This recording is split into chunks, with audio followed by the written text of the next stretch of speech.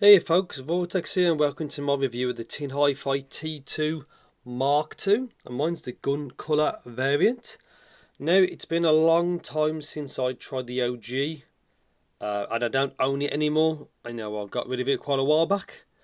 So I can't compare them basically back to back. So yeah, as usual, full disclaimers, I'd like to thank Linsol for sending me this to try. So thank you very much. I was not paid to do this video or thought opinions are my own. And hopefully, I hope this newer version is pretty good. We'll have to see, won't we? So yeah, I'll see you in the next clip. So let's see what we get. So again, gun colour variant, and I'm still slightly sick still, but I'm nearly 100%, so it's not too bad. The last few days I couldn't really speak, so I've had to delay the video. But anyway, so it's kind of like before. It kind of looks like a book. Tin Hifi. Obviously, a recent video I did from Tin Hifi was the T5S, and that was a good model.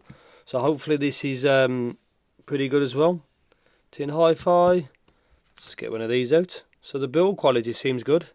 It's similar, like there, looks like the same, kind of like that from that angle as before. That's a bit different. Shame it's MMCX again, which is a bit backwards in my opinion. But we'll obviously try it out. Some foam tips in there and some paperwork. Bunch of silicone tips. So you got like a wide bore there and I guess more normal bore there. And the MMCX cable. So I have no idea what these are like. I hope they got some decent tuning. And yeah, I'll see you in the future. So welcome to my review section of the Tin Hifi T2 MKII.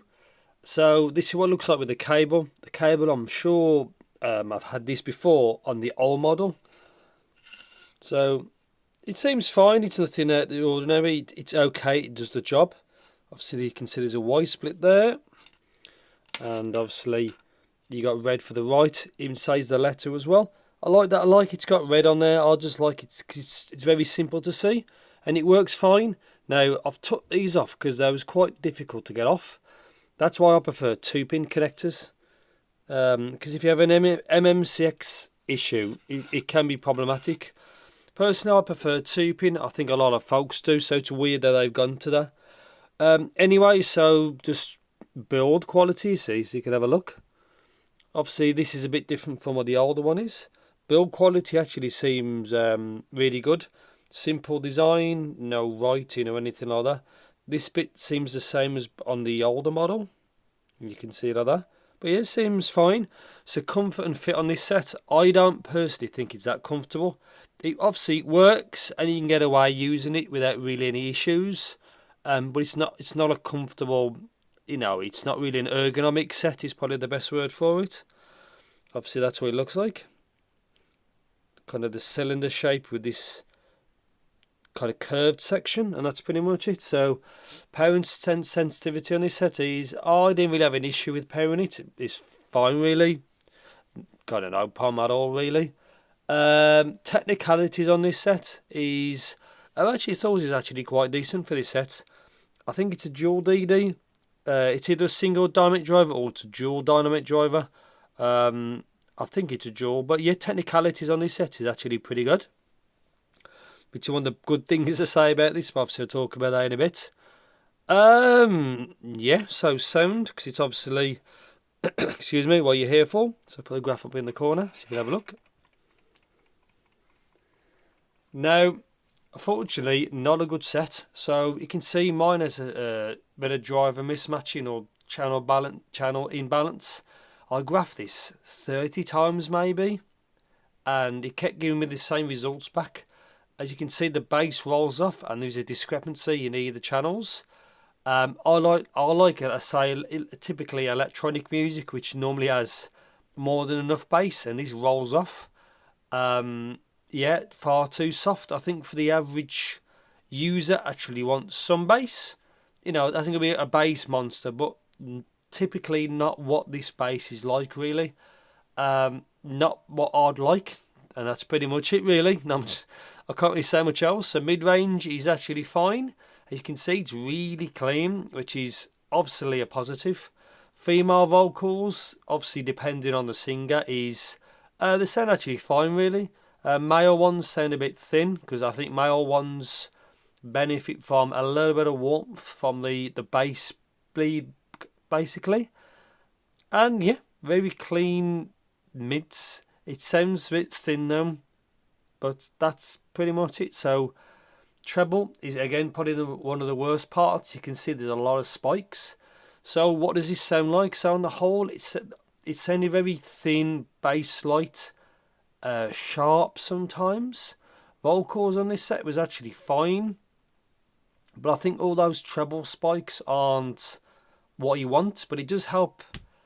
They did have enough like extension to the sound instead of rolling off, so which obviously a positive. But overall sound of this set is a little bit disappointing because I had no idea what this was going to sound like. Now the T2s, the original, like a lot of people like those, and I did. Obviously, it's been a while, but it was for when it was maybe 2019.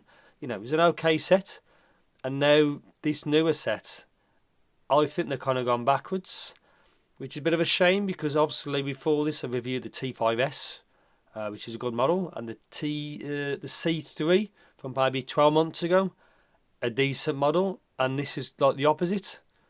So I think that's all I can say really. So conclusion is, do I really recommend the Mark II version? Is probably a no.